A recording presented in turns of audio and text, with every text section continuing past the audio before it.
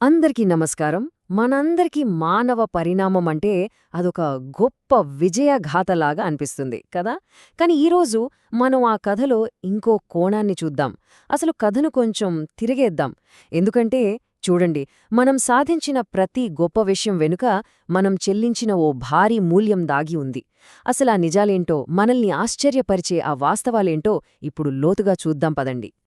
చాలా వరకు మనందరం అనుకునేదిదే కదా, మన తెలివితేటలు, మనకున్న ప్రత్యేక సామర్థ్యాలు ఇవన్నీ మనల్ని ఈ భూమ్మీద తిరుగులేని జీవిగా మార్చాయని తెగ మురిసిపోతాం. అంటే మన పరిణామమంతా ఒక సరళ రేఖలాగా స్ట్రెయిట్గా సాగిపోయిందని నమ్మేస్తాం.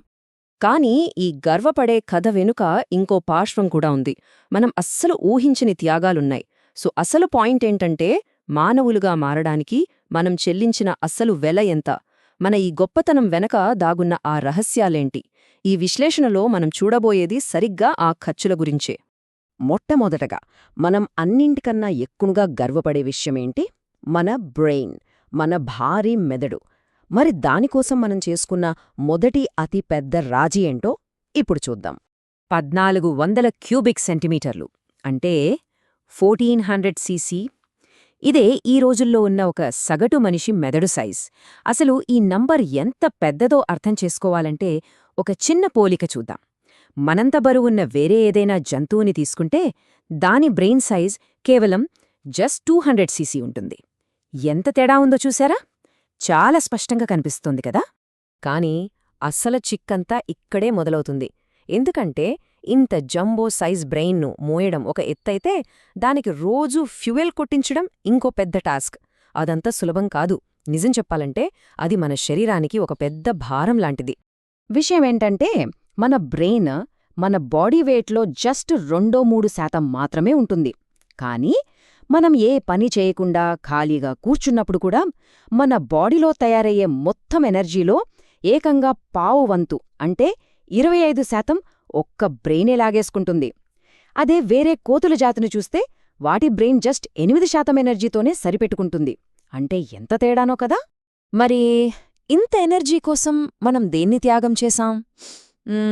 ఉదాహరణకి ఒక ప్రభుత్వం రక్షణా బడ్జెట్ తగ్గించి చదువు మీద ఎక్కువ ఖర్చు పెట్టినట్టు, మన పరిణామం కూడా కండరాలకు వెళ్లాల్సిన శక్తిని దారిమళ్లించి నేరుగా బ్రెయిన్కి పంపించింది. అందుకే చూడండి, ఒక చింపాంజీ మనతో ఆర్గ్యుమెంట్లో గెలవలేకపోవచ్చు, కాని దానికి కోపమొస్తే మనల్ని ఒక పేపర్ని చించినంత ఈజీగా చింపేయగలదు. అంటే మాటల్లో చెప్పాలంటే మనం తెలివికోసం బలాన్ని వదులుకున్నాం. ఇక్కడే ఒక పెద్ద చిక్కుముడి ఉంది, ఒక మిస్టరీ. ఇంత ఎనర్జీని తినేసే ఈ బ్రెయిన్ దాదాపుగా 20 లక్షల సంవత్సరాలు జస్ట్ కొన్ని రాతికత్తులు, మునదేలిన కర్రలు తప్పించి మరేమీ గొప్పగా క్రియేట్ చేయలేదు. మరి అలాంటప్పుడు అంతకాలం పాటు ఇంత ఖరీదైన మెదడును మనం ఎందుకు మోసినట్టు? నిజం చెప్పాలంటే ఈ ప్రశ్నకు ఇప్పటికీ శాస్త్రవేత్తల దగ్గర కూడా ఖచ్చితమైన సమాధానం లేదు. సరే, ఇక రెండో విషయానికొద్దాం. మన పరిణామంలో మరో పెద్ద మార్పు. అదే మనం 2 కాళ్ల మీద నిటారుగా నడవడం. ఇక దీని వెనక కూడా లాభాలు, నష్టాల కథ రెండూ ఉన్నాయి. అయితే నిటారుగా నిలబడటం వల్ల మనకు కొన్ని అద్భుతమైన లాభాలు జరిగాయి. ఎత్తైన గడ్డి భూముల్లో నిలబడి దూరం నుంచే శత్రువుల్నిగాని వేటనుగాని పసిగట్టగలిగాం. అంతేకాదు, నడవడానికి చేతులవసరం లేదు కాబట్టి ఆ చేతులకు ఫ్రీడమ్ వచ్చింది. వాటితో రాళ్లు విసరడం, సిగ్నల్స్ ఇవ్వడం లాంటివి చేయగలిగాం. అన్నింటికన్నా ముఖ్యంగా ఈ చేతుల్తోనే మనం అద్భుతమైన టూల్స్ తయారుచేయడం మొదలుపెట్టాం. కానీ ఈ లాభాల కోసం మనం చెల్లించిన వెల కూడా చాలా ఎక్కువే.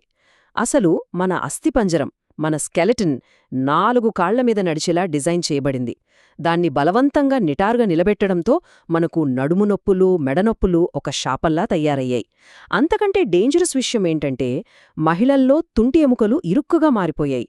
కానింకోవైపేమో బ్రెయిన్ సైజ్ పెరగడం వల్ల పిల్లల తలలు పెద్దగా అవుతున్నాయి. సో దీంతో ప్రసవమనేది ఒక ప్రాణాంతకమైన ప్రక్రియగా మారింది. మరి ఈ ప్రాణాంతక సమస్యకు పరిణామం ఒక అద్భుతమైన, చాలా ఆశ్చర్యకరమైన సొల్యూషన్ను కనిపెట్టింది. కాని దానివల్ల వచ్చిన మార్పులు మన సామాజిక జీవితాన్ని తలకిందులు చేసేశాయి. నేచురల్ సెలెక్షన్లో ముందుగా పుట్టడమే ఒక అడ్వాంటేజ్గా మారింది. అందుకే వేరే జంతువులతో పోలిస్తే మనిషి పిల్లలు అకాలంగా, అంటే పూర్తిగా డెవలప్ అవ్వకుండానే పుడతారు. చూడండి, ఒక గుర్రపు పిల్ల పుట్టిన కాసేపటికే నడుస్తుంది. కాని మన పిల్లలు పూర్తిగా నిస్సహాయులు. వాళ్ల పనులు వాళ్లు చేసుకోలేరు. పూర్తిగా మన మీద ఆధారపడతారు. కాని పిల్లల్లోని ఈ నిస్సహాయతే మన అతిపెద్ద బలంగా మారింది. ఎలాగంటారా? ఒక తల్లి ఒంటరిగా బిడ్డను పెంచడం దాదాపు ఇంపాసిబుల్ అయిపోయింది. ఆ బిడ్డను పెంచాలంటే ఖచ్చితంగా కుటుంబ సభ్యులు, పక్కవాళ్ల సహాయం అవసరమైంది. ఒక బిడ్డను పెంచాలంటే ఒక ఊరు కదలాలి అన్నట్టుగా మారింది పరిస్థితి. సరిగ్గా ఇదే మనలో బలమైన సామాజిక బంధాల్ని, ఒకరికొకరు సహాయం చేసుకునే తత్వాన్ని పెంచింది. అలా మనం కంప్లీట్ అవ్వకుండానే పుట్టటం వల్లనే మనకు ఇంత అద్భుతంగా నేర్చుకునే శక్తి వచ్చింది. మనం కొలిమిలోంచి తీసిన వేడివేడి గాజులాంటివాళ్లం. అందుకే మన పిల్లల్ని మనం క్రిస్టియన్లుగానో, బౌద్ధులుగానో, క్యాపిటలిస్టులుగానో, సోషలిస్టులుగానో, శాంతి కాముకులుగానో, యుద్ధప్రియులుగానో ఎలా కావాలంటే అలా మలచగలుగుతున్నాం. ఇక మనం కథలో క్లైమాక్స్కి వచ్చేశాం. ఆహార గొలుసులో, అంటే ఫుడ్ చైన్లో మనం సడన్గా టాప్కి ఎలా వెళ్ళాం, దానివల్ల మన మైండ్ సెట్పై ఎలాంటి ముద్ర పడిందో చూద్దాం. చూడండి, మన చరిత్రలో చాలా కాలం పాటు మనం గొప్ప వేటగాళ్లం కానే కాదు. మనం కేవలం వేరే జంతువులు వేటాడి వదిలేసిన మాంసాన్ని తినేవాళ్లం. సింహాలంటే, పులులంటే ప్రాణభయంతో బతికాం. పెద్ద జంతువులు వదిలేసిన ఎముకల్ని పగలగొట్టి అందులో ఉండే మూలుగ తినడమే మన స్పెషాలిటీ. ఒక్క మాటలో చెప్పాలంటే మనం అండర్డాగ్స్. మన ప్రయాణం ఎంత సడన్గా జరిగిందో ఈ టైం లైన్ చూస్తే మనకు స్పష్టంగా అర్థమవుతుంది. లక్షల సంవత్సరాల పాటు ఫుడ్ చైన్లో ఎక్కడో మధ్యలో ఉన్న మనం కేవలం 1,00,000 సంవత్సరాల క్రితమే ఒక్కసారిగా టాప్ ప్లేస్కి దూకేశాం. ఇది చాలా చాలా ఫాస్ట్గా, హఠాత్తుగా జరిగిపోయిన మార్పు. ఇలా మనం ఇంత వేగంగా ఎదగడంతో పర్యావరణ వ్యవస్థ మొత్తం అడ్జస్ట్ అవ్వలేకపోయింది. కానీ దానికన్నా ముఖ్యమైన విషయమేంటంటే మనమే ఆ మార్పుకు అడ్జస్ట్ కాలేకపోయాం. సింహాలు, షార్కులు లాంటివి లక్షల సంవత్సరాలు టైం తీసుకుని నెమ్మదిగా ఆ టాప్ పొజిషన్కి చేరుకున్నాయి. మనం మాత్రం ఆ స్థానానికి మెట్లెక్కలేదు, ఏకంగా ఎలివేటర్లో వెళ్ళిపోయాం. అందుకే మనం ఒక బనానా రిపబ్లిక్ డిక్టేటర్ లాంటివాళ్లం. టాప్లో ఉన్న సింహానికుండే ఆ సహజమైన కాన్ఫిడెన్స్ అది మనకు లేదు. ఎందుకంటే మనం మొన్నటి వరకు ఒక బలహీనమైన స్థితిలో ఉండేవాళ్లం కదా. అందుకే మన పొజిషన్ గురించి మనలో ఎప్పుడూ ఒక భయం, ఒక ఆందోళన అది మనల్ని వదలదు. సరిగ్గా ఆ భయాలే మనల్ని రెట్టింపు క్రూరంగా, మరింత ప్రమాదకరంగా మారుస్తున్నాయి. సో మన చరిత్రే మనల్ని ఇంత ఆందోళనపరులుగా, ఇంత ప్రమాదకరంగా చేసిందనేది నిజమే. అయితే ఈ ఆధునిక ప్రపంచంలో మన ఈ స్వభావాన్ని దాటుకుని ముందుకు వెళ్లాలంటే మనకి ఏం కావాలి? ఇది మనందరం ఆలోచించాల్సిన ప్రశ్న.